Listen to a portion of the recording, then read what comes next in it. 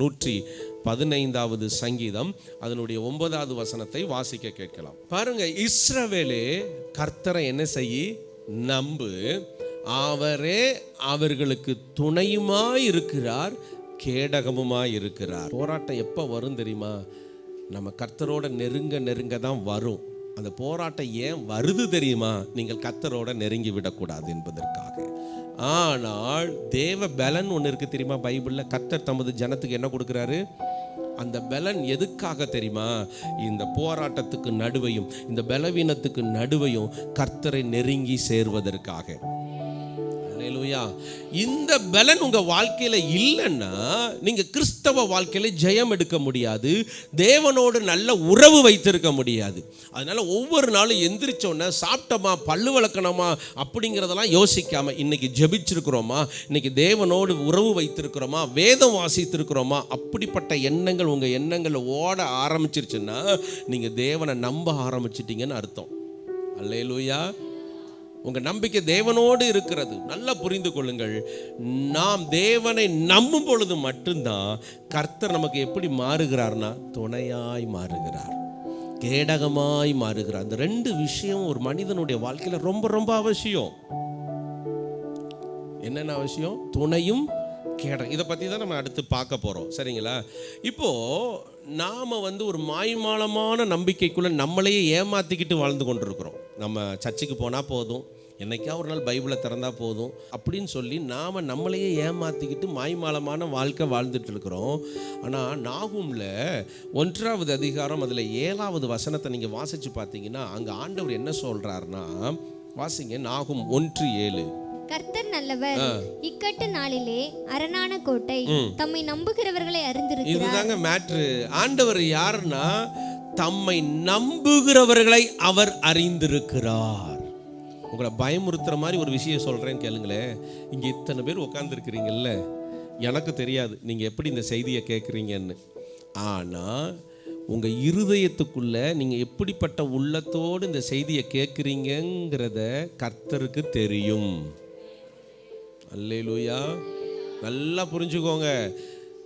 நீங்க எப்படிப்பட்ட இருதயத்தோடு இங்க உட்கார்ந்துருக்கிறீங்க, எதை நீங்க சிந்திச்சுக்கிட்டு இருக்கிறீங்க, அடுத்து எதை நம்பிக்கிட்டு இருக்கிறீங்க, இந்த ஆராதனை முடிச்சோன்னா என்ன பண்ணலாம் நீங்க யோசிக்கிறதை கூட கர்த்தர் அறிந்திருக்கிறார். இதை ரொம்ப புரிஞ்சுக்கிட்டது யாருன்னு என்கிட்ட கேட்டிங்கன்னா எல்லாத்துக்கும் நான் தாவீதை தான் சொல்லுவேன். ரொம்ப புரிஞ்சுக்கிட்டாரு. ஆண்டவரே, வேதனை உண்டாக்கும் வழி என்னிடத்தில் உண்டோ என்று பார்த்து என்னை நித்திய வழியில நடத்தும் ஆண்டவரே. ஆண்டவரை கூப்பிட்டு சொல்றாரு, ஆண்டவரே நீர் என்னை ஆராய்ந்து அறிந்து கொள்ளும் ஆண்டவரே. அப்ப ஆராய்ந்து பார்க்கும் பொழுதுதான் அது தெரிகிறது. இப்ப பாஸ்டரா இருக்கிறன்னா மொத்தமா பார்த்துட்டு போயிடுவேன். ஆனா கர்த்தர் அப்படி பார்க்கிற தேவன் அல்ல. அவர் உங்கள் ஒவ்வொருவருடைய உள்ளந்திரியங்களையும் சோதித்து அறிகிறார். சும்மா அறியல. யாரெல்லாம் நல்ல உள்ளத்தோடு இருக்கிறா, யாரெல்லாம் நல்ல எண்ணத்தோடு இருக்கிறா, யாரெல்லாம் கர்த்தருக்காக வாழணும்னு வைராக்கியமாக இருக்கிறா, யாரெல்லாம் பணம் தான் முக்கியம், சாதி தான் முக்கியம், பெருமை தான் முக்கியம், நம்ம ஸ்டேட்டஸை நம்ம விட்டு கொடுத்துடக்கூடாது அப்படின்னு எவன்லாம் நிற்கிறா, இதெல்லாம் கர்த்தருக்கு தெரியும். சரி, இங்கே ஆண்டவர் நம்மளை அறிந்திருக்கிறார். அதுதான் பிரச்சனை. ஆண்டவர் நம்மளை அறிந்திருக்கலன்னா ஏமாத்திரலாம். தாசில்தாரை ஏமாத்திரலாம், விவோவை ஏமாத்திரலாம், கலெக்டரை ஏமாத்திரலாம், எப்படியாவது ஏமாற்றி ஒரு லஞ்சத்தை கொடுத்து கையெழுத்து போட வச்சு இல்லாததை இருக்கிறதா மாற்றிடலாம், கோர்ட்டில் நீதிபதியை கூட ஏமாத்திரலாம். ஆனால் நம்மளை உண்டாக்கினவரை ஏமாற்றவே அதனால வேற வழியே இல்லை. நீங்கள் சரியாயிக்கோங்க. அல்லேலூயா. நீங்கள் கணவரை கனப்படுத்தும் பொழுது கர்த்தருக்கு சந்தோஷம் வரும். நீங்கள் மனைவியை மட்டும் நேசித்து அன்பு செலுத்தும் போது ஆண்டவருக்கு ரொம்ப சந்தோஷம் வரும். உங்கள் பிள்ளைகளை கர்த்தருக்குள்ளே வளர்க்கணும்னு நீங்கள் நினச்சாலே கர்த்தருக்கு உங்கள் பிள்ளைகள் மேலே அன்பு வந்துடும். பிள்ளைகள், ஆண்டவரே என் பெற்றோருக்கு நான் கீழ்ப்படியணும்னு நினச்சாலே போதும், உங்கள் பிள்ளைகளுடைய ஆசீர்வாதம் பெரிதாக இருக்கும். ஆமென். அல்லேலூயா. ஸோ இப்படித்தான் நீங்கள் உங்களையே சரி பண்ணி கர்த்தருடைய ஆசீர்வாதத்தை பெற நீங்கள் வரணும். ஏன்னா அவர் நம்மளை அறிந்திருக்கிற ஒரு தெய்வம், ஒவ்வொரு நாளும் ஆராய்ந்து அறிகிற தெய்வம். இன்னும் சொல்லப்போனால் கர்த்தர் தம்மை நம்புகிறவர்களை அறிந்திருக்கிறார். அல்லேலூயா. யார் அறிந்திருக்கிறார்? நம்புகிறவர்கள். நிறைய பேர் உங்களுக்கு ஹெல்ப் பண்ணுறேன்னு சொல்லுவாங்க, உடனே நம்பிடக்கூடாது. எங்கள் அம்மா சொல்லிட்டாங்க பாஸ்டர், அந்த கடைசி வீட்டை எனக்கு எழுதி தராங்களாம், அதனால் எனக்கு கவலையே இல்லை. ஒரு 6 மாதம் கழிச்சு கண்ணீரோட வரும். என்ன அம்மா என் தம்பிக்கு எழுதி வச்சுட்டாங்க பாஸ்டர், அன்னைக்கு சொன்னாங்க அப்புறம் மாற்றிட்டாங்க பாஸ்டர். அம்மாலாம் அப்படி தான் மாறுவாங்க, அப்பாலாம் அப்படி தான் மாறுவாங்க. ஆனால் பைபிளில் சொல்லப்பட்டிருக்கிறது சங்கீதம் 118:8 மனுஷனை நம்பாத. வாசிமா, உன்னைவே நான் நம்ப முடியல, மைக்கில் வாசிக்க மாட்டேங்கிற. மனுஷனை நம்புவதை பார்க்கிலும் கர்த்தர் பேரில் பற்றுதலாய் இருப்பதே நலம். ஓகேயா, வெரி குட். மனுஷனை நம்புவதை பார்க்கிலும், அதாவது நம்பணும். அதுக்காக இன்னைக்குல இருந்து திருட்டு பயல அப்படின்னு வீட்டுக்கார யாரும் கூப்பிட்றாதீங்க. ஏன்னா நம்பக்கூடாதுன்னு பாஸ்டர் சொல்லியிருக்காரு. மனைவியை பார்க்கும்போது என்ன காசு எடுத்துட்டியா, சட்டையை கலட்டி போட்டாலே அதை நோக்கியே உன் பார்வை போதே அப்படி சொல்லி நம்பாமல் இருந்துடாதீங்க. அதெல்லாம் வீட்டுக்குள்ளே நடக்கிற செல்ல பிரச்சனைகள், ஓகேவா? ஆனால் மனுஷனை நம்புவதை பார்க்கிலும் அப்படின்னா அதோடைய அர்த்தம் என்னன்னா, நீ நம்பு அதை பார்க்கிலும். அல்லேலூயா. நீ முழுசா நம்பிட்டா வேதனை தான்பா உனக்கு. மனுஷன் ஒரு காரியம் சொல்றாரா, அவர் செஞ்சா சந்தோஷம், செய்யலனாலும் அப்படி இருந்துக்கோன்னு கர்த்தர் சொல்ல வர்றார். ஆமென், அல்லேலூயா. முழுசா நம்பிராத. ஒருத்தர் என்கிட்ட வேதனையோட சொன்னார், பாஸ்டர் நாளைக்கு காலையில் உனக்கு பணம் தாரேன்னு சொன்னாங்க பாஸ்டர். அவர் தரலன்னு சொல்லியிருந்தா கூட நான் வேற யாருக்கிட்டையாவது நான் வாங்கியிருப்பேன்ல. நாளைக்கு காலையில் நீங்கள் வாங்கிக்கோங்க, 7 மணிக்கு வாங்கிக்கோங்க. நாங்கள் 7 மணிக்கு ஃபோன் பண்ணுறேன். இல்லைங்க என்னால் பதிக்க முடியாது, என் மனைவிக்கு உடம்பு சரியில்லை அப்படின்னு போயிட்டாரு. இதுதான் மனுஷன். உங்களை அதிகமாக ஏமாத்துறது யாராக இருப்பாங்க தெரியுமா? உங்கள் வீட்டுக்காரங்களாக தான் இருப்பாங்க, வெளியாட்கள்லாம் இருக்க மாட்டாங்க. அதனால நீங்கள் எல்லாரையும் நேசிங்க, ஆனால் எல்லாரையும் நம்பிராதீங்க. ஏன்னா நீங்கள் நம்ப வேண்டிய ஆள் கர்த்தர் மட்டும்தான். உங்களுக்கு ஒத்தாசை கர்த்தரிடத்துல இருந்து மட்டும்தான் வரும். எனக்கு ரொம்ப பிடிக்கும் டிஜிஎஸ் தினகரன் ஐயாவுடைய அந்த பழைய பாடல், பரத்திலிருந்து ஜெயம் வரும் பரன் என்னை காக்க வல்லோ. எங்கிருந்து ஜெயம் வரும்? சங்கீதம் 121:1 எனக்கு ஒத்தாசை வரும் பர்வதங்களுக்கு நேராக. உங்க கண்களை எங்க ஏறெடுக்கணுமா? ஒத்தாசை வரும். உங்க பிள்ளைகளுக்கு நேராக ஏறெடுக்காதீங்க. உங்க பிள்ளைகள்லாம் எடுத்தெறிஞ்சு பேசிட்டு போயிடுவாங்க. உங்க பெற்றோர்களை நீங்க நம்பாதீங்க, உங்க கூட பிறந்தவங்களை நம்பாதீங்க. எல்லாரையும் நீங்க நம்புறதை விட அவங்கள நேசிங்க. எல்லாவற்றுக்கும் மேலாக கர்த்தரை மட்டும் நம்புங்க. அவர் எல்லாருடைய இருதயத்தையும் சீர்படுத்தி சிறப்படுத்தி உங்களுக்கு நன்மையாய் முடிய பண்ணுவார். உங்கள் முயற்சியில் எதையுமே சரி பண்ண முடியாது. அதனால தான் ஆண்டவர் சொல்கிற, மனுஷனை நம்பாத. மனுஷனை நம்பும்போது உனக்கு வேதனை வரும். மனுஷனை நம்பும்போது இன்னைக்கு ஒரு பேச்சு பேசுவான், நாளைக்கு ஒரு பேச்சு பேசுவான். அவன் அன்பு மாறும், அவன் செய்கைகள் மாறும், அவன் கிரிகைகள்லாம் மாறும். ஏன்னா அவன் மனுஷன். ஒரே ஒரு அடையாளம், அவன் யாரு? மனுஷன். ஆனால் நீ கர்த்தரை நம்பும்போது, அல்லேலூயா. நான் சொல்கிற வசனத்தில் நோட் பண்ணிக்கோங்க. சங்கீதம் 118:9 பிரபுக்களை நம்பாதே அப்படின்னு சொல்லப்பட்டிருக்குது. பிரபுக்களை அப்படின்னா ஒரு அந்தஸ்தில் இருக்கிறவங்க, மேன்மையில் இருக்கிறவங்க. சிலரெல்லாம் பார்த்துருக்கிறீங்களா? எங்கள் தாத்தா யார் தெரியுமா? தாசில்தார். எங்கள் பெரியப்பா யார் தெரியுமா? கலெக்டரு. எங்கள் மாமா தான் அந்த போலீஸ் ஸ்டேஷனில் இருக்கிறாருன்னு சொல்லி அவங்கள ஒரு பெரிய நம்பிக்கையாக நம்ம வச்சுக்கிட்டே இருப்போம். ஆனால் அவங்களே ஒரு நாள் நம்மளை கழட்டி விட்டு போயிடுவாங்க. யாரை நம்பாத? பிரபுக்களை நம்பாத. அடுத்து நீதிமொழிகள் 11:28 ஐஸ்வர்யத்தை நீ நம்பக்கூடாது. அப்படி நம்புனா நீ அதிலே விழுந்துருவ. சிலர்லாம் பார்த்துருக்கீங்களா? பணம் இல்லாதப்போ ஒரு மாதிரி இருப்பாங்க, பணம் இல்லாதப்போ ஒரு மாதிரி இருப்பாங்க. பணம் பெருகிருச்சுன்னு வச்சுக்கோங்களேன், அவங்க பேச்சு, தோரணை, ஸ்டைலு, அவங்க பார்க்குற பார்வை எல்லாமே மாறிடும். அப்படிப்பட்டவங்கள நீங்கள் பார்த்துருக்கீங்களா? அப்படியே நம்ம தெரிஞ்சுக்கிட்ட பணம் நிறையா வந்திருக்கு. முன்னாடி நம்ம கூட தான் உட்காந்துட்டே இருப்பான். அப்புறம் பணம் வந்ததுக்கப்புறம், பெருமை வந்ததுக்கப்புறம் அவனுடைய பேச்செல்லாம் மாறிடும். பிரதர் அப்போ பார்ப்போமா, ஓகே பாய், அப்புறம் நம்ம சந்திப்போங்கன்னு சொல்லிடுவான். ஸோ அதனால இந்த ஐஸ்வர்யத்தை நம்புறவெல்லாம் மாறிடுவான். அதே மாதிரி நீயும் ஐஸ்வர்யத்தை நம்பி உன் கேரக்டரை நீ மாற்றிக்கிட்டனா நீ நிச்சயம் விழுந்து போவ. என்றைக்குமே பணம் உங்களை மாற்றவே கூடாது. ஆமீன் சொல்லுங்க. பணம் இங்கே பாருங்க, நான் ஒன்றே ஒன்று சொல்கிறேன். உங்கள் லைஃப்பில் ஒரே ஒரு மாற்றம் தான். எத்தனை மாற்றம்? ஒரே ஒரு மாற்றம். அது யாருக்காக? ஏசப்பாக்காக. ஆமென், அல்லேலூயா. ஒரே ஒரு மாற்றம் தான். அந்த மாற்றம் மட்டும்தான் உங்களுக்குள்ளே இருக்கணும். சொந்தக்காரன் வந்தோன்னு ஒரு மாற்றம் வந்துடக்கூடாது. வீடு கட்டின உடனே ஒரு மாற்றம் வந்துடக்கூடாது. தொழில் உயர்த்தப்பட்டு பணம் பெருகினதுக்கப்புறம் ஒரு மாற்றம் வரக்கூடாது. இது எல்லாமே நம்மளை ஒரு நாள் குப்பரை கவுத்திட்டு போயிடும். என்ன செஞ்சுட்டு போயிடும். பின்னாடி இருக்க வாலிப தம்பிலாம் கேளுங்க, ஏன்னா இது உங்களுக்கான வார்த்தை. ஏன்னா இனிமேல் தான் கர்த்தர் உங்களை உயர்த்த போகிறாரு. சரிங்களா தம்பிங்களா? அப்படி உயர்த்தும் போது இன்றைக்கி ஆண்டுட்டு ஒரு பொருத்தனை பண்ணணும். எது வந்தாலும் நான் மாறவே மாட்டேன் ஆண்டவரே. என் வாழ்க்கையில் ஒரே ஒரு மாற்றம் தான், அது எப்பொழுதும் உங்களுக்காக நான் மாறினேன்ல, அவ்வளோதான் ஆண்டவரே. பணம் என்கிட்ட இருக்கோ இல்லையோ, அழகு என்கிட்ட இருக்கோ இல்லையோ, புகழ் என்கிட்ட வருதோ வரலையோ, அதெல்லாம் எனக்கு தெரியாது ஆண்டவரே. நான் எப்பொழுதும் ஒரே மாதிரி இருக்கும். ஒரு தடவை அவர் நம்மளை மாற்றிட்டார். ஆமேன்னு சொல்லுங்க. ஐஸ்வர்யத்தை நம்பாதப்பா.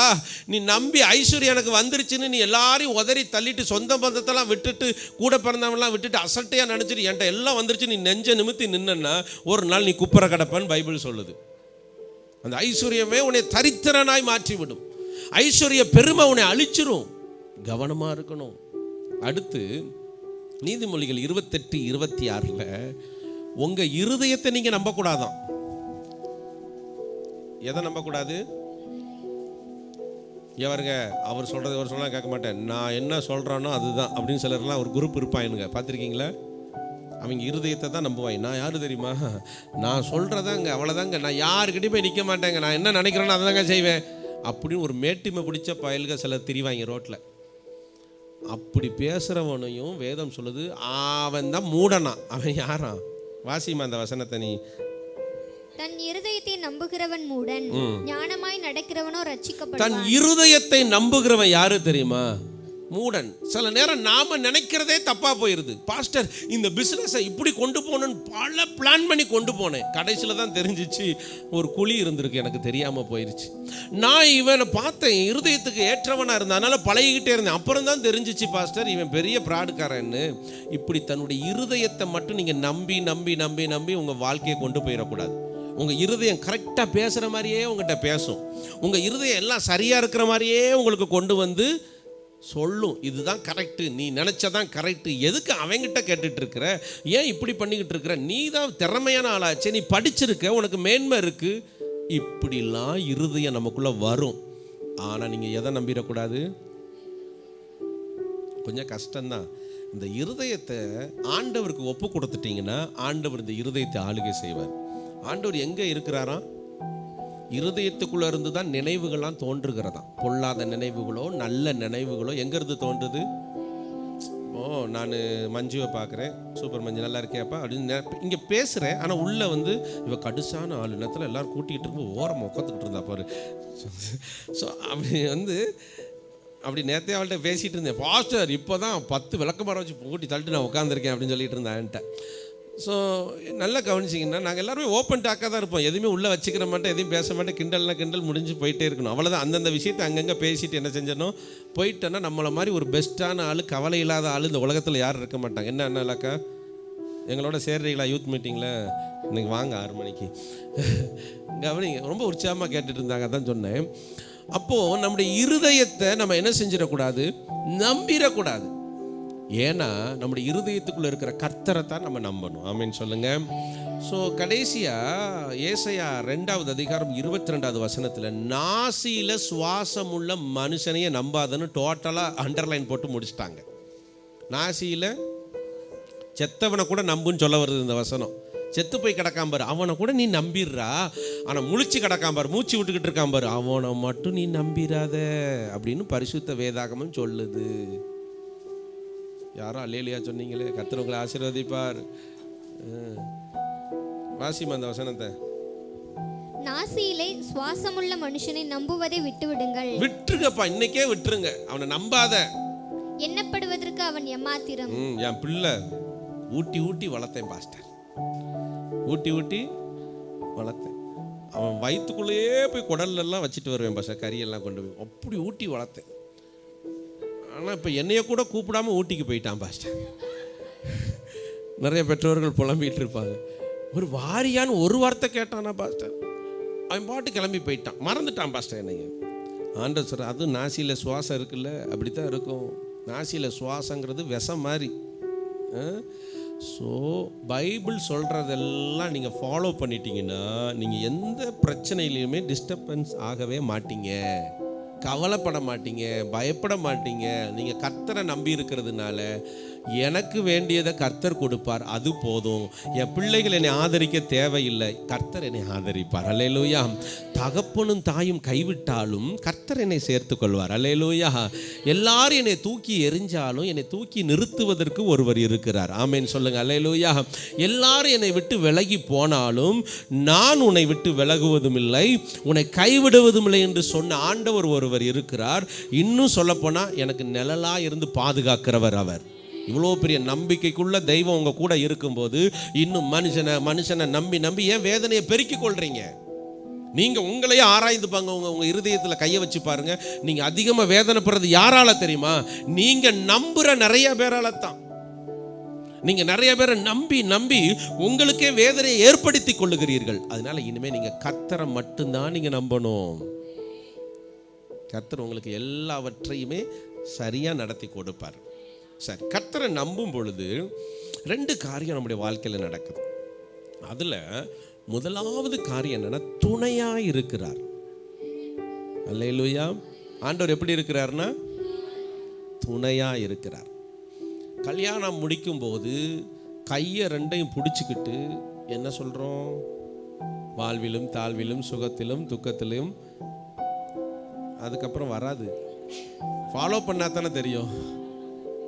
அக்கா பாருங்க, மரணத்துக்கு போயிட்டாங்க. கரெக்டு தாங்க, தப்புலாம் யாருமே சொல்ல மாட்டாங்க. ராஜேஷ் தம்பிலாம் சிரிக்கிறாரு. மரணம் நம்மை பிரிக்கும் வரைக்கும் உன்னை விடாமல் துரத்தி கொண்டே இருப்பேன் நான். மரணம் நம்மை பிரிக்கிற வரைக்கும் உன்னை நிம்மதியாக வாழ விட மாட்டேன் அப்படி சொன்னால் நல்லா இருக்குமா? நல்லா கவனிங்க. இந்த அக்ரிமெண்ட் எதுக்காக போடுறோம் அப்படின்னா, நான் உனக்கு அந்த அளவுக்கு துணையாக இருப்பேன். துணைனா என்ன? அந்த கையை பிடிச்சிட்டு சொல்கிறாங்க பாருங்க, எப்பொழுது நான் உன்னை விட மாட்டேன், துக்கம் வந்தாலும் உன்னை விட மாட்டேன், வேதனை வந்தாலும் விட மாட்டேன், மரணம் மட்டும்தான் நம்மளை பிரிக்கும், அது வரைக்கும் நான் உனக்கு துணையாக இருப்பேன்னு சொல்லிட்டு போகிற கணவர் ஆகஸ்ட்டுக்கு போகிறவர் அடுத்து எப்போ வருவார்? ஏங்க, கணவரை உங்களுக்கு துணையாய் கர்த்தர் கொடுத்துருக்கிறாரு, நான் இல்லைன்னா சொல்லலை. ஆனால் கர்த்தர் தான் உங்கள் துணை. ஆமென். அல்லேலூயா. என் கணவர் அப்படி நம்பிக்கையை கொடுத்துட்டார், இனிமே என் கூட தான் இருப்பார் நீங்கள் நினச்சிங்கன்னா உங்களை மாதிரி ஒரு முட்டாள் யாருமே இல்லை, அது இந்த காலத்தில். ஸோ ஆண்டவர் உங்கள் துணையாய் வைக்கும்போது என்ன நடக்கும் தெரியுமா? உங்கள் கணவரே ரூட்டு மாறி போனாலும் மண்டையில் 2 போடு ஓட்டு கொண்டு வந்து, ஏய் என் பிள்ளை என்ன நம்பிக்கிட்டு இருக்கு, நீ என்ன அங்கே ஓடிக்கிட்டு இருக்க, காலை ஓட்டாவன இங்கிட்ட இழுத்துட்டு வான்னு சொல்லி கொண்டு வந்து உங்கள் முன்னாடி போடுவார், அவரை துணையாய் கொள்ளும் போது. ஆமேன்னு சொல்லுங்க. அல்லேலூயா. ஆண்டவரை, என் வாழ்க்கையில என் மனைவி இப்படி பண்ணிக்கிட்டே இருக்கா, எனக்கு துணையா இருப்பான்னு பார்த்தா வேதனையா இருக்கா. ஆண்டவரை, ஒன்றும் கவலைப்பட, நீ என்ன நம்புறியா? ஆமாண்டவர் நம்புறேன், அவளை இரு, நான் சரி பண்ணி கொண்டு வரேன். நீங்க எதுக்கும் கவலைப்படாதீங்க. அவர் உங்க கூட இருக்கிற வரைக்கும், நீங்க அவரை நம்புற வரைக்கும் அவர் உங்களுக்காக துணையாய் அவர் இருந்து செய்து கொண்டே இருப்பார். அல்லேலூயா. யாத்திராகமம் 14வது அதிகாரம் அதனுடைய 25வது வசனத்தை வாசிக்கலாம். அவர்களுடைய ரதங்களில் இருந்து உருளைகள் கழலவும் அவர்கள் தங்கள் ரதங்களை வருத்தத்தோடு நடத்தவும் பண்ணினார். அப்பொழுது எகிப்தியர், இஸ்ரவேலரை விட்டு ஓடி போவோம், கர்த்தர் அவர்களுக்கு துணை நின்று எகிப்தியருக்கு விரோதமாய் யுத்தம் பண்ணுகிறார் என்றார்கள். அந்த செங்கல் 2 பிளந்த உடனே இஸ்ரவேலர்கள் உள்ள போயிட்டாங்க. அப்படியே இதை ஃபாலோ பண்ணி யார் போறா? எகிப்தியர்கள். பார்வோனுடைய சேனை உள்ள போயிருச்சு. இப்போ உள்ள போன உடனே ஆண்டவர் என்ன செய்யறார் தெரியுமா? இந்த ரதங்கள்ல இருக்கிற சக்கரங்களை கலரா பண்ணிட்டார். அல்லேலூயா. ஏன் கலரா பண்ணார் தெரியுமா? ஏன் கலரா பண்ணார்னா, உன் கிட்ட வந்துட்டான், ஆனா உன்னை மேற்கொள்ள நான் விட மாட்டேன். அல்லேலூயா. இஸ்ரவேலர்ல வரவிடாம, உங்ககிட்ட ஒரு கேள்வி கேட்குறேன், இதைத்தான் நீங்கள் ஆண்டவரை புரிஞ்சுக்கணும். எல்லாரும் நீங்கள் ஆண்டவரை புரிஞ்சுக்கணும். ஆண்டவரை புரியலைன்னா நீங்கள் பிரச்சனைக்குள்ளேயே புலம்பி கத்தரை விட்டு தூரமாக போயிடுவீங்க. ஆண்டவர் நினச்சிருந்தாருன்னா இந்த செங்கடலுக்கு நடுவை கொண்டு வந்து தான் இந்த சக்கரத்தை கலர வைக்கணும்னு இல்லை, அங்கே புறப்பட்டான் பாருங்க. எங்க? எகிப்தில் புறப்படும் போதே சக்கரத்தை கலர வச்சிருக்கிறதுக்கு ஆண்டவரால் முடியுமா? முடியாதா? அப்புறம் ஏன் இங்கே வந்து கலர விட்டாரு தெரியுமா? இங்கே தான் நம்ம விசுவாசிகள்லாம் பயந்துடுறாங்க. ஆண்டவர் கிட்ட வந்துட்டு, ஆண்டவர் எதிர்த்தாப்புல வந்துட்டு, ஆண்டவர் எனக்கா குழிய வெட்டிட்டு, ஆண்டவர் பிரச்சனை வந்துருச்சு, ஆண்டவரை கடன் பெருகிருச்சு, ஆண்டவரை சுற்றி வந்துட்டு, ஆண்டவரை. ஆண்டவர் சொல்றார், எல்லாம் இருக்கும், ஆனால் உன்னை தொட முடியாது. அல்லேலூயா. பக்கத்தில் வந்துட்டு ஆண்டவரே, செங்கடலுக்கு உள்ளே வந்துட்டு ஆண்டவரே, உன்னை தொட முடியாதுடா, ஏன்னா நான் உனக்கு துணையாக இருக்கிற தெய்வம். ஆமென், அல்லேலூயா. சக்கரத்தெல்லாம் கலர விட்டுருவார். நீங்கள் எவன்ட்டையாவது நல்ல தைரியமாக சொல்லி பாருங்க, ஏய் தொட்டு பாடுறா அப்படின்னு சொல்லி பாருங்க. ஏன்னா உன்னை தொடுகிறவன் கண்மணியை தொடுகிறான்னு கர்த்தர் சொல்லியிருக்கு. உங்களோட சண்டை போடுவான், உங்களை மோசமாக பேசுவான், உங்களை அழிச்சிருவேன்னு சொல்லுவான், உன்னை வேலையை இல்லாமல் ஆக்கிடுவேன்பா, இனிமேல் நீ பொழைக்க முடியாதும்பா, உன்னை பற்றி முடிஞ்சு போன கதையெல்லாம் எடுத்து எடுத்து பேசுவான். அவன் என்ன வேணாலும் பேசட்டும், ஆனால் அவனால் என்னை மேற்கொள்ள முடியாது. அது மட்டும்தான் உங்கள் மைண்டில் இருக்கணும். அவனால் என்ன செய்ய முடியாது, என்ன மேற்கொள்ள முடியாது. என் கூட இருக்கிறவர் யாரு தெரியுமா, எனக்கு துணையானவர். நான் யாரையும் நம்பி இல்லை, கலெக்டரை நம்பி இல்லை, அவருடைய பதவி மாறிடும். இங்கே இருக்கிற முதலமைச்சரை நம்பி கூட அவருக்கு 5 வருஷத்தில் பதவி மாறிடும். அவரே சொல்லுவார், நானே நிலையற்றவனாக தாயா இருக்கிறேன், அடுத்த வருஷம் எனக்கு ஓட்டு போடுவாங்களா போட மாட்டாங்களான்னு தெரியல, ஆனால் என்றென்றைக்கும் ஜீவனுள்ள தேவன், வானத்தையும் பூமி உண்டாக்கின கர்த்தர் உங்களுக்கு துணையாக இருக்கிறார். அவர் மாறாதவர். வானமும் பூமி இருக்கிற வரைக்கும் அவர் உங்களை வழி நடத்திக்கிட்டே இருப்பார். ஆமென். சோர்ந்து போயிடாதீங்க. ஆண்டவர் உங்களுக்கு துணையாக இருக்காத மாதிரியே பிரச்சனைகளாக வரும். எல்லா பிரச்சனையும் அப்படித்தான் வரும். பாஸ்டர் என்னை அவமானமாக பேசிட்டான், அவன் பேசட்டும். அவன் அவமானமாக பேசின இடத்துல தான் கர்த்தர் உன்னை ஆசீர்வாதமாக வைப்பார். பாஸ்டர் என்னை வேலையை விட்டு தூக்கிட்டான், எதுக்கு தூக்கியிருப்பான் தெரியுமா, இதை விட கர்த்தர் பெஸ்ட்டாக ஏதோ வச்சிருக்காருப்பா உனக்கு. ஏன்னா உனக்கு துணையாக இருக்கிற ஆண்டவர் அவர் நம்ம கணவர் மாதிரி, நம்ம மனைவி மாதிரி பாதி வரைக்கும் துணையாக வருகிற தேவன் அல்ல. அவர் மரண பரியந்தமும் நமக்கு துணையாக இருக்கிற தேவன். யாக்கோபு தனியாக படுத்திருக்காங்க. யாக்கோபுக்கு எந்த துணையுமே இல்லை. தலைக்கு கல்லை வச்சு படுத்திருக்கிறான் நைட் நேரத்தில். எங்கே போகிறதுன்னு தெரில, எங்கே போனால் பொழைக்க முடியுமான்னு தெரில. ஆனால் கர்த்தர் அந்த நடு ராத்திரியில் ஒரு தரிசனத்தை காட்டுகிறார். தூதர்கள் ஏறுகிறதையும் இறங்குறதையும் பார்த்துட்டு சொல்கிறார், யாக்கோபே நீ தனியாக இல்லைப்பா, பாரு என்னுடைய தூதர்களை உனக்காக நான் அனுப்பியிருக்கிறேன், நீ தனியாக இல்லை. யாக்கோபு எந்திரிச்சவன சந்தோஷம், ஆண்டவரே நீர் என்னுடைய தேவன், ஆண்டவரே எங்கள் அம்மாவால் என்னை காப்பாற்ற முடியல, எங்கள் அப்பா என்னை விரட்டி விட்டுட்டாரு, எங்கள் அண்ணன் உன்னை பார்த்தாலே வெட்டிடுவேன்னு சொல்லியிருக்கிறான். ஆனால் இத்தனை பேருக்கு நடுவே நீங்கள் எனக்கு துணையாக இருக்கிறத நினச்சா, இதுதான் நம்முடைய ஆண்டவர். சொந்தம் பந்தம் உற்றார் உறவினர்கள் எல்லாரும் நம்ம சுற்றி இருப்பாங்க, ஆனால் எல்லாருமே நம்மளை ஒதுக்கி தான் வச்சிருப்பாங்க. ஆனால் உயர்த்துகிற தேவன் அவர் ஒருவர் மட்டும்தான்.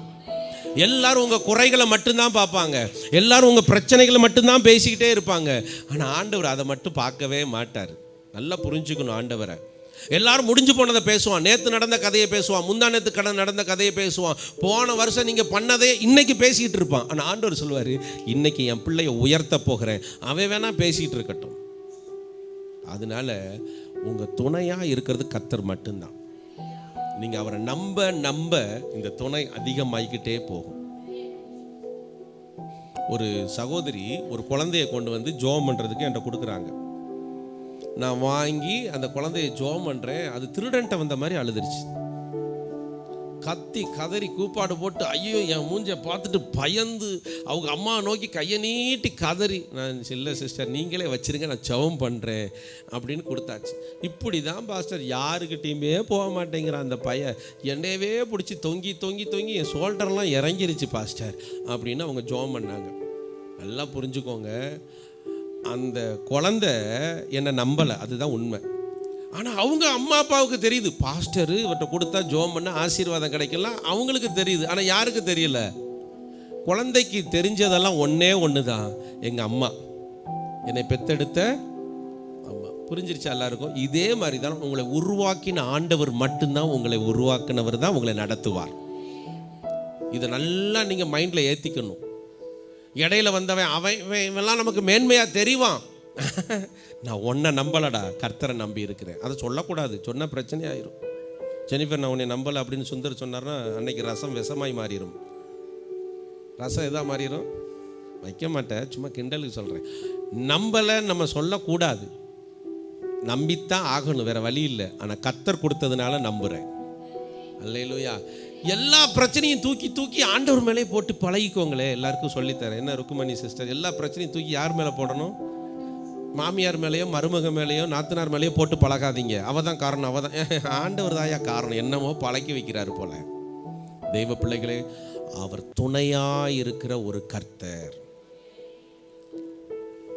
மோசே போனதுக்கப்புறம் மோசே போனதுக்கப்புறம் யோசுவாவை ஆண்டவர் தெரிந்தெடுத்து இங்கே வாப்பான்னு சொல்லி கூப்பிட்டு யோசுவா 1ஆவது அதிகாரம் 5ஆவது வசனத்தில் என்ன சொல்றாருன்னு கேளுங்களேன். நீ உயிரோடு இருக்கும் நாளெல்லாம், நீ இங்கே தான் இதை தான் நான் சொல்ல வந்தேன் உங்ககிட்ட.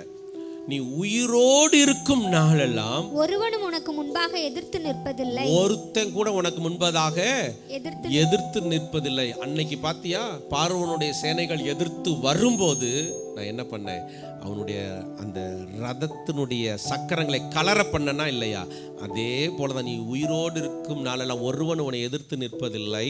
நான் மோசையோடு இருந்தது போல, நான் எப்படி மோசையோடு இருந்தேனோ உன்னோடும் இருப்பேன். உன்னோடும் இருப்பேன். நான் உன்னை விட்டு விலகுவதும் இல்லை. நான் உன்னை விட்டு விலகுவதும் இல்லை. உன்னை கைவிடுவதும் இல்லை. யோசுவாவை பார்த்து ஆண்டவர் சொல்றாருங்க, நீ உயிரோடு இருக்கும் நாளெல்லாம் ஒருத்தன் கூட உன்னை எதிர்த்து நிற்க முடியாது, நான் உன் கூட இருக்கிறேன்.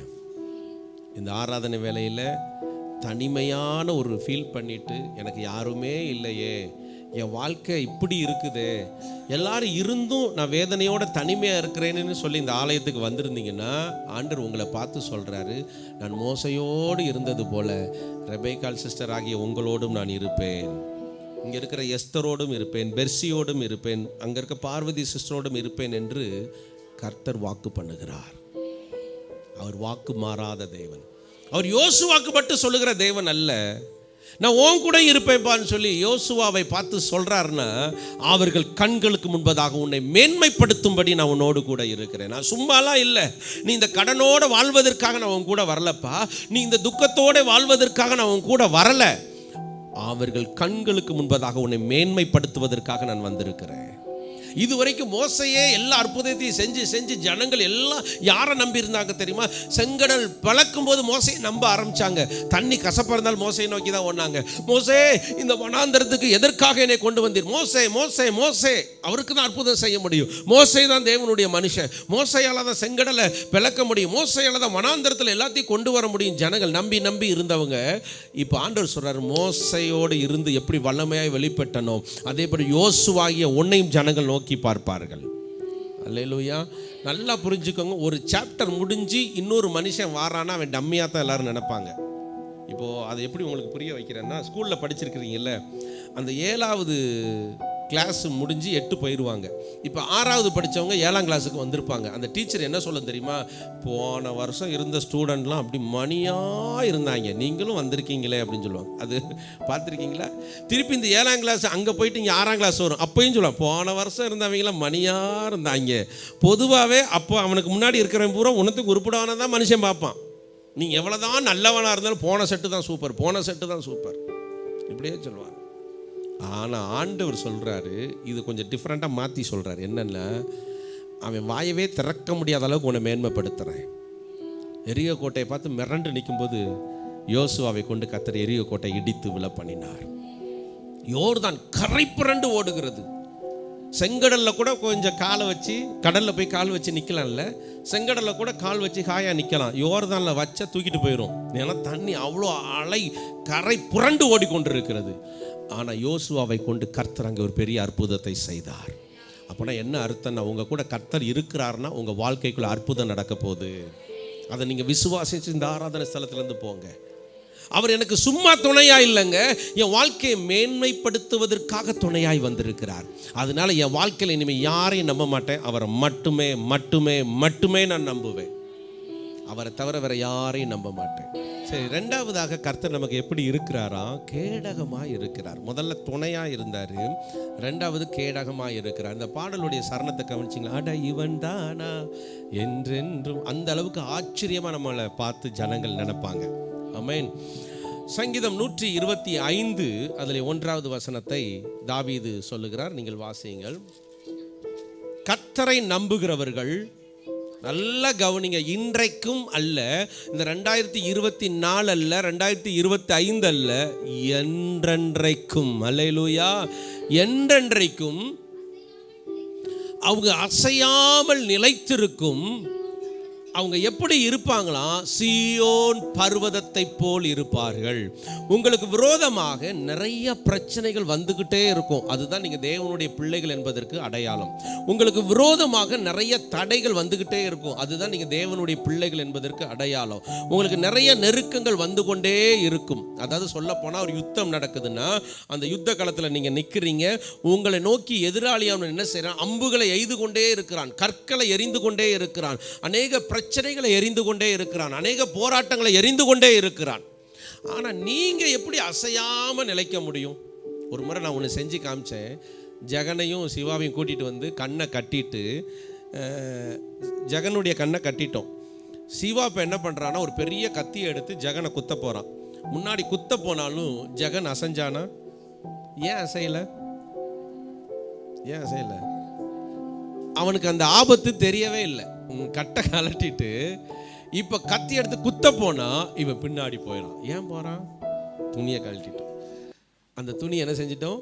கலட்டிட்டோம். இப்போ ஆபத்து என்ன செய்யுது? தெரியுது. நமக்கு முன்னாடி இருக்கிறவர் யாரு?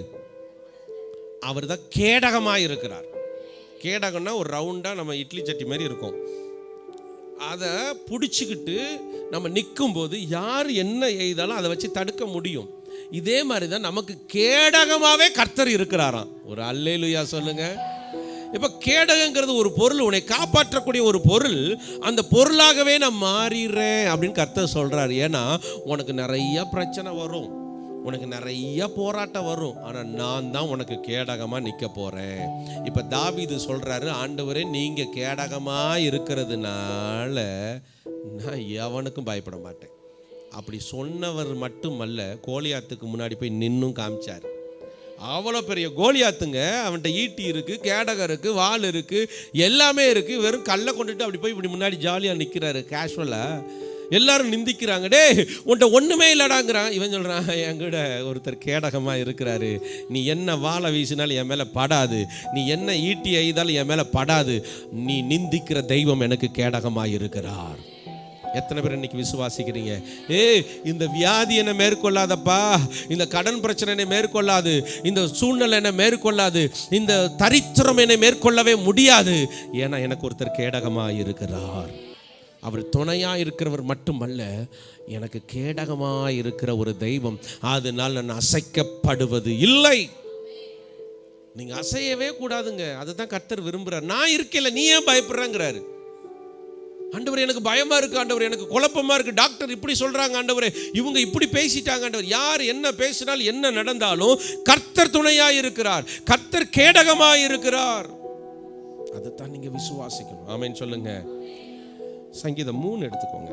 இதோட நான் முடிக்கிறேன். இன்னும் ஒரு வசனம் தான். சங்கீதம் 3:1-3 வரைக்கும் நான் வாசிக்கிறேன்ட்டா, நான் அப்பதான் உங்களுக்கு இன்னும் விலைக்கு சொல்லுவேன்.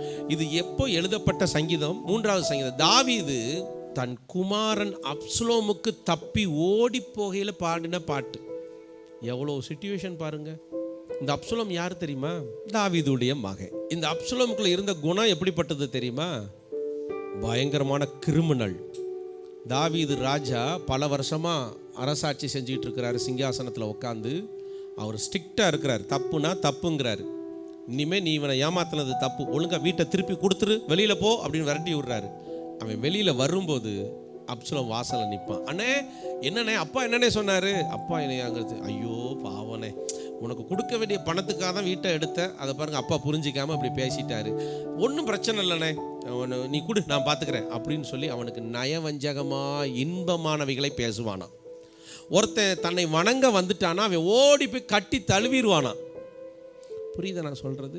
இந்த மாதிரி சூழ்ச்சியால தாவீதுடைய ராஜ்யத்தையே பிடிச்சவன் யாரு? அப்சலோம். 2 சாமுவேல் 15வது அதிகாரத்தை எடுங்க. 2 சாமுவேல் 15, அதில் 1வது வசனத்தை வாசிக்க கேட்போம். 2 சாமுவேல் 15:1. இதற்கு பின்பு அப்சலோம் ரதங்களையும் குதிரைகளையும் தனக்கு முன் ஓட 50 சேவகரையும் அவன் சம்பாதித்து வைத்திருந்தான். எங்கே இருந்துக்கிட்டு தெரியுமா? ராஜ்யத்துக்குள்ள இருந்துக்கிட்டே ரதங்களையும் குதிரைகளையும் அவன் சம்பாதிச்சிட்டான். அவனுக்கு கிடச்சிருச்சு, நிறையா கிடச்சி. அவனுடைய திட்டம் என்ன தெரியுமா? நம்ம ரதங்களை சம்பாதிச்சிட்டா, நம்ம சேவர்களை சம்பாதிச்சிட்டா, நம்ம குதிரைகளை சம்பாதிச்சிட்டா நம்ம என்ன செஞ்சிடலாம்? தாவீதை ஜெயித்து விடலாம் என்று நினைத்து கொண்டிருந்தான். யாரு? அப்சலோம். அவன் ரதத்திற்கு முன்பதாக ஓட 50 பேரை அவன் சம்பாதிச்சு வச்சிருந்தானாம். எதற்கு முன்பதாக?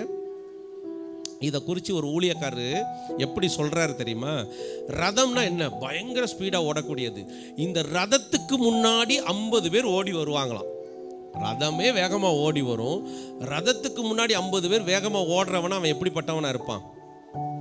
அது அவர் எப்படி சொன்னார்னா, அந்த தொடையில் சதை இருக்குது பார்த்தீங்களா, அந்த தொடையில் இதை கட் பண்ணி எடுத்துருவாங்களாம் அவங்களுக்கு.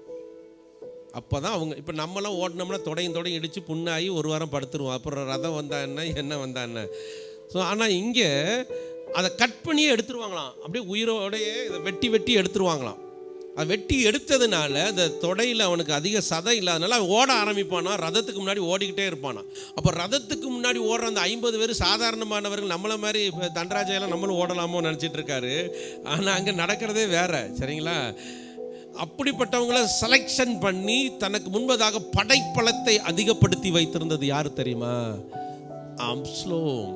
சத்துரு என்னைக்குமே உங்களுக்கு முன்பதாக பலம் நிறைந்தவனாகத்தான் காணப்படுவான். ஆனால் அவனுக்கு படைப்பலம் இருந்தது. தாவீதுக்கு கர்த்தர் துணையாயிருந்தார். அல்லேலூயா. அவன் எல்லாத்தையும் நம்பினான். நம்ம சேவகரை ரெடி பண்ணிட்டோம்னா, படைப்பலத்தை ரெடி பண்ணிட்டோம்னா, தனக்கு முன்னோட 50 சேவர்களை நம்ம ரெடி பண்ணிட்டா நாம தான் பெரிய ஆளு, ராஜ்யத்தை பிடிச்சிடலாம். யார் நினைச்சது? என்னைக்குமே பணத்தை வச்சு அதை பண்ணிடலாம், நம்மகிட்ட சொத்து இருக்கு இதை பண்ணிடலாம், நம்மகிட்ட பெரிய ஆள் இருக்காங்க, நமக்கு நிறைய சப்போர்ட் பண்ணுறதுக்கு நிறைய பேர் இருக்கிறாங்க, அப்படி மட்டும் நினச்சி எதையுமே செஞ்சிடாதீங்க. கடைசியில் அப்சலோம் மாதிரி தொங்கிக்கிட்டு தான் இருக்கணும். அதில் அப்படி தானே இருக்கு. 2 சாமுவேல் 13. அப்சலோம் தாவீதின் சேவருக்கு எதிர்பட்டான். அப்சலோம் கோவேரி கழுதின் மேல் ஏறி வரும்போது அந்த கோவேரி கழுதை சன்னல் பின்னலான ஒரு பெரிய கர்வாலி மரத்தின் கீழ் வந்ததினால் அவனுடைய தலை கர்வாலி மரத்தில் மாட்டிக்கொண்டது. அது மட்டுமல்ல, அவன் வானத்துக்கும் பூமிக்கும் நடுவே தொங்கி கொண்டிருந்தான். இது யாருடைய நிலைமை? அப்சலோம் நிலைமை கிடையாது. பணம் தான், பொருள் தான், சொந்தம் தான், பந்தம் தான், எனக்கு இருக்கிறது தெரியுமா, நான் எப்படிப்பட்ட ஆளுன்னு சொல்லி யாரெல்லாம் கர்த்தரை துணையாய் கொண்டுராமல், கர்த்தரை கேடகமாய் கொண்டுராமல், யாரெல்லாம் எல்லாத்தையும் நம்புகிறாங்களோ அவங்க இப்படி தான் நடுத்தெருவில் நிற்பாங்க. அவன் நடுவை தொங்கிக்கிட்டு இருந்தால் நாம் நடுத்தெருவில் நிற்கிற நிலைமை வந்துடும். ஆண்டவர் எச்சரிக்கிறார், கர்த்தரை நம்புங்க. அல்லேலூயா. என்ன வந்தாலும் கர்த்தரை நம்புங்க, என்ன இல்லாட்டினாலும் கர்த்தரை நம்புங்க. அதுதான் உங்களுடைய பலன். ஆமென். அல்லேலூயா.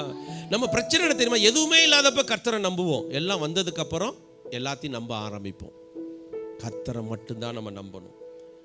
தாவீதோட இருந்த அகித்தோப்பில் சரியான அவனுடைய ஆலோசனை தெய்வத்தை போல இருக்குமா. 2 சாமுவேல் 16:23 நீங்கள் வீட்டில் போய் வாசித்து பாருங்க. அகித்தோப்பிலுடைய ஆலோசனை அவ்வளோ அருமையாக இருக்கும். ஆனால் இப்போ இந்த அகித்தோப்பில் எங்கே போயிட்டான்? யார் பக்கம் போயிட்டான்? அப்சலோம் பக்கம் போயிட்டான். தாவீதுக்கு அவ்வளோ சந்தோஷம், அகித்தோப்பில் என் கூட இருக்கிறான்னு நினச்சிக்கிட்டு இருந்தான். ஆனால் இந்த அகித்தோப்பில் அவ்வளோ நண்பனாக இருந்து, தாவீதுக்கு உற்ற உறவாக இருந்து, நல்ல ஆலோசனைகளை கொடுத்து கொண்டிருந்த அகித்தோப்பில் இப்போ அப்சலோம் பக்கம் போனோன்னு தாவீது சொல்கிறான், என் கூட அப்பம் புசித்தவனை எனக்கு விரோதமாய் குதிங்காலை தூக்கினான்னு சொல்கிறாரா இல்லையா? அவருக்கு எவ்வளோ வேதனை இருந்திருக்கும்.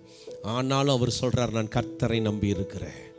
இந்த வேதனையில் தான் இந்த 3வது சங்கீதத்தை அவர் சொல்கிறார். இப்படி தப்பிச்சு ஓடி போய்கிட்டு இருக்கும்போது இந்த சங்கீதத்தை அவர் சொல்லி, கர்த்தாவை என் சத்துருக்கள் எவ்வளவாய் பெரிய இருக்கிறார்கள் ஆண்டவரே, எனக்கு விரோதமாக எழும்புகிறவர்கள் அநேகர், கொஞ்ச நஞ்செல்லாம் இல்லை ஆண்டவரே. என் பிள்ளையே எனக்கு விரோதமாக எழும்பிட்டான். ஒரு காலத்தில் சவுல் எழும்புனா, நிறையா கோலியாத் எழும்புனா, பெலிஸ்தியர்கள் எழும்பினாங்க, அமலேக்கர் எழும்பினாங்க. ஆனால் இன்னைக்கு என் மகனே எனக்கு விரோதமாக எழும்பிட்டான் ஆண்டவரே, அநேகர் எனக்கு விரோதமாக எழும்பிட்டாங்க. ஆனால் ஒன்னே ஒன்று, எல்லாரும் இப்போ என்ன சொல்லிக்கிட்டு இருக்கிறாங்க தெரியுமா? தேவனிடத்தில் அவனுக்கு ரட்சிப்பு இல்லை. அப்சலோம் அப்படிதான் சொல்லிக்கிட்டு இருந்தான். தாவீதை நல்லவன் நினைக்கிறீங்களா? அவன் நல்லவன் கிடையாது, அவன் ஆண்டவரோட இல்லை. அப்படிதான் அந்த வசனங்கள், தேவனிடத்தில் அவனுக்கு ரட்சிப்பு இல்லை என்று என் ஆத்துமாவை குறித்து சொல்லுகிறவர்கள் அநேகராய் இருந்தார்கள். உங்களை குறித்து இப்படிலாம் பேசுவாங்க. பாஸ்டர் முன்ன மாதிரி இல்லை, இந்த விசுவாசி நல்லா ஜெபிக்கிறவங்க கிடையாது, இவங்க ஒரு பாவி, இவங்க கர்த்தரோட இல்லைலாம் நம்மளை குற்றம் சாட்டுவாங்க. ஆனால் கர்த்தர் உங்களுக்கு துணையாக தான் இருப்பார். யார் சொல்கிறது கேட்டு புலம்பிடாதீங்க. இங்க 3வது வசனத்துல சொல்றாரு. எல்லாரும் சொல்றாங்க ஆண்டவர் அவன் கூட இல்லைன்னு. 3வது வசனம் சொல்ல, ஆனாலும் கர்த்தாவே நீர் என் கேடகமும் என் மகிமையும் என் தலையை உயர்த்துகிறவருமா இருக்கிறீர். கரங்களை தட்டி கர்த்தரை மகிமைப்படுத்துங்க. அல்லேலூயா. இதுதான் இன்னைக்கு உங்களுக்கு ஆண்டவர் கொடுத்த பூஸ்ட். அப்சலோம் எழும்பினப்போ தாவீது சொல்ற, எனக்கு விரோதமா எழும்பினவர்கள் அநேகர் ஆண்டவரே. ஆண்டவரே எல்லாரும் என்ன சொல்றாங்கன்னா, இவன் ஆண்டவர் இடத்துல இல்லைன்னு சொல்றாங்க ஆண்டவரே. ஆனா எனக்கு தெரியும் நீர் தான் என் தலையை உயர்த்துகிறவர். அவன் தலையை தொங்க விட்டுட்டு மறுபடியும் என்னை சிங்காசனத்தில் வந்து உட்கார வைப்பீர். அப்சலோம் அழியணும்னு தாவீது நினைச்சாரா? சவுல் அழியணும்னு தாவீது நினைச்சாரா? என்னைக்குமே தாவீதுடைய உள்ளம் எல்லார் மேலேயும் அன்பாகவே தான் இருந்துச்சு. அதைத்தான் கர்த்தர் சொல்றார், உன் எதிராளியா இருந்தாலும் நீ நேசி, ஆனா அவனை நம்பிராத. இந்த பாயிண்டை மட்டும் நீங்க புரிஞ்சுக்கணும். நேசிக்கணும், நம்பக்கூடாது. நேசிக்கணும். நான் முதல்ல இந்த செய்தியை தொடங்கும் போது என்ன சொன்னேன், எதையும் எதிர்பார்த்து நேசிச்சிங்கன்னா உங்களால் அந்த அன்பை காட்டவே முடியாது. அடுத்த வாரம் அன்பை பற்றி தான் நான் பிரசங்கம் பண்ண போகிறேன். அந்த அன்பை காட்ட முடியாது. ஆனால் எதையும் எதிர்பார்க்காம நம்ம நேசிக்கணும். எதையும் எதிர்பார்க்க, நான் கொடுப்பேங்க அவங்களுக்கு, அவங்க கொடுக்குறாங்களோ இல்லையா அது அவங்க விருப்பம். ஏன்னா அவனவனுக்கு தான் ஆண்டவர் பலன் கொடுக்குறாரு. நான் என் கிரியில் நான் நல்லா தான் வச்சுருப்பேன். அவன் எனக்கு சிலர்லாம் பார்த்தீங்கன்னா அவன் நமக்கு ஒன்றும் செய்யலைன்னா நம்மளும் அவனுக்கு ஒன்றும் செய்யக்கூடாதுன்னு நம்ம நினச்சிட்டு இருப்போம். நீங்கள் நல்லா செய்யுங்க அவனுக்கு. இதுதான் ஆண்டவர் விரும்புகிறார். நான் உங்கள் கூட இருக்கிறேங்கிறது. ஆண்டவர் என்னைக்காவது ஏற்றி விடுவாரா? அவன் பாரு, உன்னை முறைச்சிட்டு போகிறான், அவனை போட்டு தள்ளு, அவனுக்கு பின்னாடி இப்போ கள்ள கொண்டு ஏறி அவனை அப்படி சொல்லுவாரா? அவர் என்ன சொல்கிறான்னா, உன்னை வெறுக்கிறவர்களுக்கும் நீ நன்மை செய். இன்னைக்கு ஆண்டவர் சொல்லு, நான் உன்னை கூட இருக்கிறேன், நீ என்னை நம்புறன்னா நீ என்னை மட்டும்தான் நம்பி பார்த்துட்டே இருக்கணும். யாருக்கிட்டையும் குற்றம் குறை கண்டுபிடிச்சி அவன் இப்படிலாம் பார்க்காத. நீ என்னை மட்டும் நம்பிக்கிட்டே இரு, நான் உன்னை நடத்திக்கிட்டே இருப்பேன். ஆண்டவர் தான் உங்களை நடத்தி வந்திருக்கிறார். எல்லாரும் முழங்கால் படிடுவோமா ஆண்டவருடைய சமூகத்தில். Thank you Jesus. என்ன வந்தாலும் நம்புவே என்னை மீட்பரை, யார் கைவிட்டாலும் பின் செல்வே எனது இயேசுவை. அகல ஆழ உயரமாய் எவ்வளவு அன்பு கூர்ந்தார். என்ன துன்பங்கள் வந்தாலும் அவர் என்னை கைவிட மாட்டார். என்ன துன்பங்கள் வந்தாலும் அவர் என்னை கைவிட மாட்டார். 2 கரங்களை உயர்த்தி, காக்கும் வல்ல மீட்பர் உண்டனக்கு, உண்டனக்கு, உண்டனக்கு. காக்கும் வல்ல மீட்பர் உண்டனக்கு, காத்திடுவா என்றுமே, காத்திடுவா என்றுமே. இது மட்டும் இல்லை, ஃபாதர் பாடுவார், நான் நம்பும் மனிதர் கைவிடலாம், ஆனால் நீர் ஒரு போதும் கைவிட மாட்டீர். எவ்வளவு பெரிய ஆழமான வார்த்தை. நான் நம்பும் மனிதர் கைவிடலாம், எத்தனை பேர் நம்புறீங்க? ஆண்டவரை பார்த்து எத்தனை பேர் சொல்றீங்க? நீரே வழி, நீரே சத்தியம், நீரே ஜீவன் இயேசையா. நீரே வழி, நீரே சத்தியம், நீரே ஜீவன் இயேசையா. எத்தனை பேர் உடைக்கப்பட்டு இங்கே வந்திருக்கிறீங்க? உடைக்கப்பட்டு வந்திருக்கிற உங்களை இந்த வார்த்தையின் மூலமாய் கர்த்தர் உருவாக்கி அனுப்பி கொண்டிருக்கிறார்.